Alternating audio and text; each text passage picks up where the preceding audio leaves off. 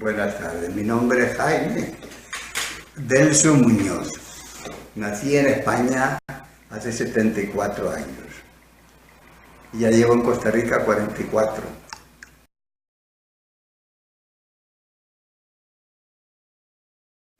Yo salí de España a los 19 años y me fui a Alemania y era soldador de alta precisión, soldaba tubería para oleoductos.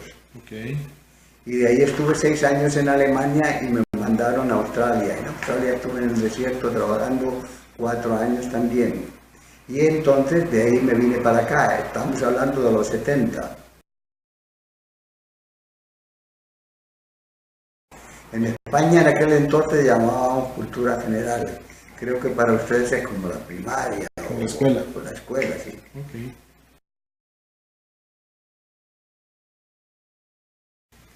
La razón de venir a Costa Rica es simplemente porque mi hermano, que en paz descanse, vivía en Panamá y tenía una sociedad con un judío que tenían una fábrica de discos.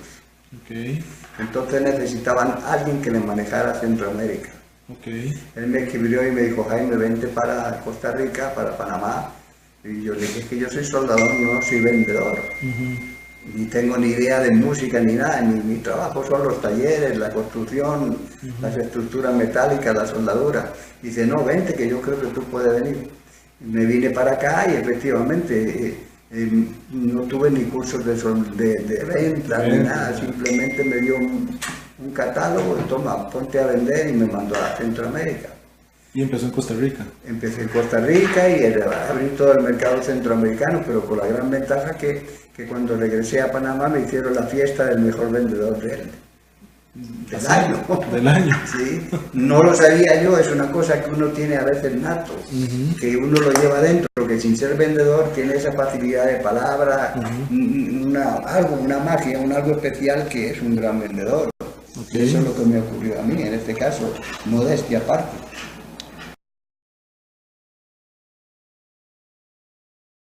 Bueno, yo venía del desierto, venía de pasar unos años muy difíciles, de calor, de soledad. Cuando llegué aquí esto era un oasis. Para mí esto era algo maravilloso. Okay. El clima, la gente, la comida, el ambiente, era un cambio totalmente positivo. ¿Eso entonces lo motivó a trabajar? Claro, por supuesto, porque en Panamá el otro socio de mi hermano, que era un judío muy solvente, me ofreció que administrara 2 tiendas de distribución de pollos, de carne y tal, y no quise por el calor, pero aquí era el ideal, el clima y la gente y el ambiente, por eso me quedé aquí. Una semana antes de salir yo para vender, me dieron unos catálogos de música, prácticamente música del recuerdo y tal, y oiga eso, a ver qué es la música y tal, y ve a ver cómo vende, y juéguesela, y ahí comencé. ¿Qué le dijo su primer cliente? La primera persona que usted llegó a visitar, ¿qué le dijo? Yo en ese momento tenía 30 años, era muy educado, pues lógico, uno joven a la gente le agrada, como era gente joven, pues siempre tuve muy buena aceptación entre los clientes míos. Ok. ¿No tuvo, digamos, miedo a que lo rechazaran o cosas así? Todo lo contrario, tenía facilidad de palabra, por supuesto con educación y con un poco de psicología para saber de tratar a un cliente, ¿verdad? Muy motivado ya te cuento por qué, por el cambio de ambiente, que yo venía de un desierto, de una vida muy dura, trabajaba 14 horas diarias en temperatura de 40 a 39 grados. Vine aquí, al entrar aquí esto era un oasis, era paz, era tranquilidad, buena gente, era otro ambiente, ¿comprendes? Entonces eso me motivó para luchar, trabajar y abrir mi camino.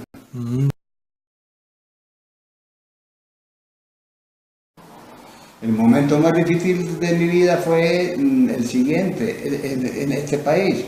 Cuando yo le compré las acciones de la empresa a mi hermano y al socio y me quedé solito aquí en este país, sin capital de trabajo y muy poca experiencia. Okay. Solo con deseos de trabajar y una fuerza y una fe enorme. Cuando usted habla de poca experiencia es porque no tenía experiencia administrando, digamos. Pues lógico, yo era un soldador, es un cambio tan brusco que como una persona que está en un taller o en una construcción le pones a administrar una empresa. Ok. Y después, punto número, no había Capital. capital. ¿De qué tamaño era la empresa en ese momento? Éramos pocos, éramos como 10 personas nada más. Ah, bueno, ya había crecido la empresa. Sí, claro, por supuesto. Pero yo te voy a contar lo siguiente, es que cuando a mí me mandaron a vender a Centroamérica, se vendió muy bien, pero los pedidos de Panamá no se podían surtir porque estamos en desventaja con la competencia. ¿Y por qué? Porque los aranceles aduanales eran diferentes, o sea, los impuestos, no había impuestos, no había convenios bilaterales entre Panamá y Centroamérica. Okay. Solo había Costa Rica con todo Centroamérica, inclusive Panamá. Okay. ¿Y qué ocurre? Que a la hora de despachar los pedidos estábamos en desventaja con la competencia y teníamos que vender mucho más caro. Okay. Eso nos hizo pensar, hay que montar una planta aquí en Costa Rica. Esa fue la forma en que usted decidió, correcto, digamos, evolucionar para que su competencia sí, no le impactara tanto. Entonces se mandó maquinaria aquí a Costa Rica. Yo me encargué de montarla, de seleccionar el personal, del equipo de ventas, todo como una empresa pequeñita, que en aquel tiempo estaba la famosa Indica, que después fue la CBS, pero una empresa de 10 empleados contra una de 150, o sea, éramos más que David contra Goliat. Ya se empezó a exportar a Centroamérica y así empezó a caminar la empresa. Okay. Con muchas dificultades porque en ese tiempo el banco no me daba crédito porque yo no tenía garantías, como una garantía fiduciaria, una garantía a un terreno, algo para ofrecerse al banco. ¿Cómo manejó ese tema de la inversión? Porque si el banco no le daba plata... A puro esfuerzo, donde lo que se iba recapitalizando lo íbamos invirtiendo, pero yo nunca tuve... lo único que me financiaba a mí el banco era la materia prima, ¿no? Que me la financiaba porque estaba bajando intereses. Según la ocupaban, la iba pagando en la bodega del banco y la sacaba. Ah, ok. Pero yo no tuve un préstamo grande para decir, monté una empresa grande de tantos y tantos millones. No, lo poco que se hizo durante tantos años fue a puro esfuerzo y por eso me costó tanto levantar, porque no tuve ese empuje, esa facilidad de capitalizarme con un banco, apoyarme con un banco, porque ellos nunca me financiaron, porque yo no tenía recursos, garantías suficientes para dárselas al banco. Entonces solo le ignoraban la parte que usted importaba en materia prima. Correcto, nada más. Y el resto se lo mantenían en custodia hasta que usted pagara la parte que le tocaba. Por supuesto. Para volver a poder sacar un poquito. Sí, o sea, siempre estaba maniatado. No tenía facilidad para trabajar. Estaba supeditado a cómo iba girando el negocio. Invirtiendo lo que se iba haciendo. O sea que no podía bajarle al ritmo al negocio en ventas. Si no se hundían, más bien. Claro, más bien estaba obligado cada vez a buscar más negocio. Por supuesto. Ok. Sí. Interesante. ¿Cómo respondían sus clientes ya en ese momento? Muy bien, a mí siempre me apreciaron mucho. Pero yo demostré que luchaba contra gente mucho más poderosa que yo, pero con mucho orgullo y con mucha dedicación pude seguir adelante. Prueba es que después de 44 años seguí en el negocio y todas las empresas grandes cerraron. Cerró Dideca de Guatemala, RCA de El Salvador, CISA de Nicaragua, Indica de acá, y quedaron 4 o 5 agentes ahí de nada y nosotros seguimos hasta el año pasado, que es cuando cerramos operaciones. Vea qué importante, eso es lo que me enorgullece mucho. Que todos los grandes que eran poderosos, gigantes, todos tuvieron que cerrar operaciones. Y nosotros, hasta el año pasado cerramos, debido a la piratería, debido a que bajan la música de internet, ya no se puede ya decir. Sí, hubo un cambio tecnológico. Un cambio tecnológico, por eso ahora estamos en otras líneas y que importamos de China. Sin embargo, bonito el orgullo de haber empezado haber tenido un origen muy humilde. Correcto. A haberse mantenido entre los grandes y después de que estos cayeron también. Porque es que en el transcurso de todo este periodo de tiempo que yo estuve trabajando, 40 y pico años, nacieron varias empresas que como yo, chiquititas, crecieron, pero no estuvieron 3 o 4 años, tuvieron que cerrar operaciones.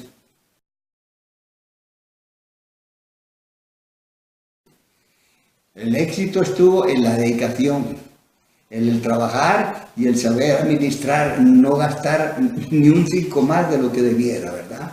Y saber comprar y saber programar los catálogos y la escogencia de la música en ese tiempo. Escoger bien el producto. Escoger bien el producto, los artistas que vendían, los que no vendían. Yo sacaba todos los meses, tenía que sacar de 7 a 10 discos nuevos, que era el catálogo, que iba aumentando el catálogo, enriqueciendo. Tenía que sacar novedades para vender el catálogo, la música del catálogo con las novedades. Y mes había que invertir. Eso requería separaciones de colores, portadas, estudios de grabación, estampers, cintas, un proceso enorme. Y a la par de eso, mantener mucho orden con la plata, ¿verdad? Por lógico, saber esto es para esto, y no puedo gastar un 5 más porque es imposible, no hay capital para... En la música ocurre una cosa muy... Te voy a explicar. En la música hay muchos individuos que han trabajado toda la vida en música, que son locutores o directores de empresas y han querido ser unos superdotados y tal, y a veces les falla también. Quieren saber y no es imposible. Tú puedes programar un disco creyendo que ese disco que sale al mercado va a vender cantidades enormes y es un total fracaso. Has invertido en la grabación, que es carísima, en la promoción, en la producción y la distribución, que son los 4 puntos, y si uno de ellos te falla estás listo y no funciona y has gastado a lo mejor un capital. Sin embargo, hay producciones en las cuales nosotros nos dedicamos, que era la música de recuerdo, la vieja, boleros y cosas así, que vendían sin tanta promoción y sin tanto gasto, ¿comprendes? Y nosotros nos dedicamos especialmente a ese tipo de línea de música, música del recuerdo. Yo creo, estoy casi seguro que un 80% de eso es el éxito de la empresa, que duró tantos y tantos años. Los costos de operaciones nuestros, que eran muy, muy económicos, porque yo era el que barría, el cura, el que daba la misa, yo hacía de todo, ¿verdad? Programaba, y vendía, entregaba, y todos hacíamos de todo, era una empresa familiar. Este señor se fue y tuvimos que la empresa mudarla aquí a una bodega que yo compré aquí en la zona libre, que la hice con mis recursos y tal, y ahí yo tuve que montar todo solito. Tenía que aprender a la fuerza y fue una experiencia muy bonita. En la vida, te lo digo, a mis 74 años, voy a cumplir casi 75, en la vida se aprende una cosa muy importante, ¿verdad?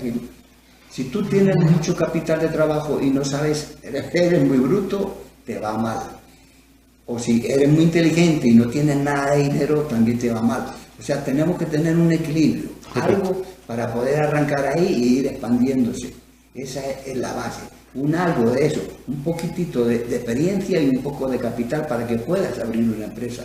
No tener mucho dinero y creer que te vas a comer el mundo porque tienes mucho capital. Eso es mentira. Puedes fracasar más rápido y perderlo todo. O ser muy inteligente pero no tener nada de recursos, siempre vas a estar ahí debajo de la bota y no vas a poder hacer nada. Ese equilibrio hay que mantenerlo. Se requiere algo de habilidad y algo de conocimiento. Correcto. Y después, que con el tiempo y con las necesidades, el cerebro se le desarrolla a uno, pero cuando tú tienes una necesidad de plata, de ventas, estás en la cama acostado de madrugada y estás pensando en cómo tienes que hacer. Creando ideas y esto para innovar, para vender, para proyectarte.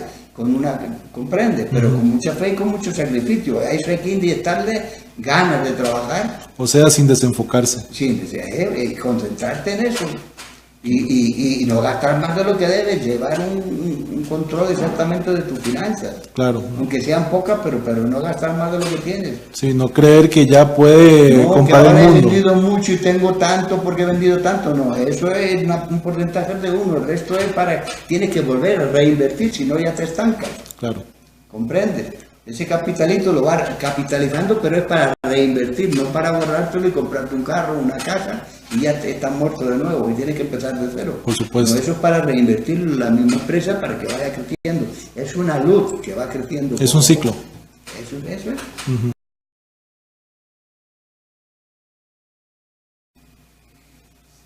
Pues sí, ¿cómo te explicaría yo? Yo hubiera podido ser un magnate en este caso si hubiera pensado con la mentalidad de Onassis, que empezó con $25. Pero no tuve ese cerebro, ni esas oportunidades, ni esos contactos con los bancos y los grandes millonarios, desgraciadamente. Como yo vengo de una familia sumamente humilde, pobre, y sufrí tantas necesidades, entonces siempre trabajé muy conservadoramente. Usted vivió parte de la Segunda Guerra, ¿verdad? Por supuesto, no, parte no, la Segunda Guerra completa. Yo nací en el 41, justamente en la guerra. Y después la Revolución Española. Primero la guerra civil española y después la Segunda Guerra. Quiere decir que nosotros pasamos calamidades, pasamos hambre. ¿Por qué hay que avergonzarse? Hambre, de pasar hambre, ¿verdad? Entonces eso es una experiencia que me dejó marcado toda mi vida.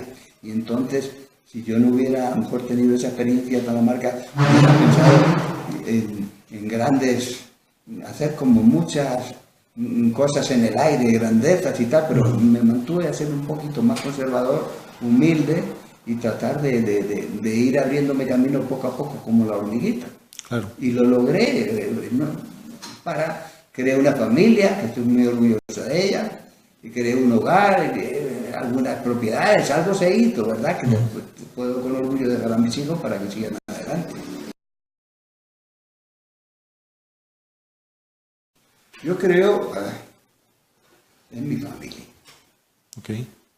La familia es lo más grande que yo tengo. Okay. Y que yo, a pesar de mi humildad y todo, pues he logrado dar trabajo a muchísima gente durante muchos años. Significa que pudo trascender entonces. Eso me emociona. Estoy hablando contigo, pero yo estoy emocionado.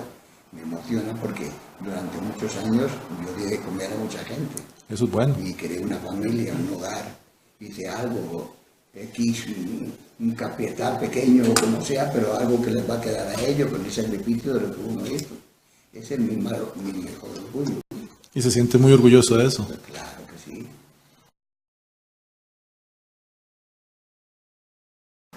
Pues cambiar algo no, te voy a explicar lo que añadiría, que ahora tengo la experiencia que antes no la tenía, por supuesto. No podría cambiar mi manera de ser porque siempre fui trabajador, humilde, con modestia aparte te lo digo, y fui querido hasta por la competencia, aunque hablaban peste mía, pero de eso siempre me respetaron. Pero sí, con la experiencia que tengo hoy día, me hubiera arrimado a algún banco de una u otra manera, hubiera algún sistema para que me hubieran financiado. Okay. Yo tuve mucho miedo a arrimarme a un banco porque yo un banco lo veía, pues lógico, como una amenaza, más bien. Una amenaza que si no funciona te vas a ir a la quiebra. Ajá. Y eso fue por la falta de experiencia mía o de preparación intelectual, ese punto me falló. Porque ahora yo podría a lo mejor tener una empresa muy grande o a lo mejor no tendría nada, hubiera quebrado. Quizá hubiera modificado un poco apoyarme con algún banco, pero como desgraciadamente no tenía recursos, garantía para ofrecerle al banco, no lo pude hacer. Pero aunque hubiera tenido una pequeña cosa, me hubiera quitado a arrimar un marco, apoyar para crecer más rápido. Quizá pues hoy a lo mejor podría ser que la empresa fuera más grande. No es que esté insatisfecho ni me dé nostalgia ni nada de eso, no, todo lo contrario. Quizá ese punto hubiera sido un factor un poco. Sería por el tema entonces de haberle dado, digamos, más soporte o más apoyo financiero. Correcto, eso para crecer más rápido y mejor. Claro. Y sin tanto sacrificio. Y yo creo que lo hice correcto porque no tenía otros recursos, no tenía otros medios. Tuve que amoldarme al camino recto que había que seguir, porque no tenía cómo echarme ni a la izquierda ni a la derecha, tenía que seguir por ahí y con las uñas seguir adelante hasta que Dios proveera lo que yo podía, ¿verdad? No tenía derecho a fallar. No podía fallar, porque si fallaba un día porque no tenía recursos, no tenía capital que me sustentara, ¿comprendes? Ok. Don Jaime, muchas gracias por la entrevista. Mucho gusto, ha sido un placer y ojalá te sirva de algo para tus estudios y adelante. Gracias.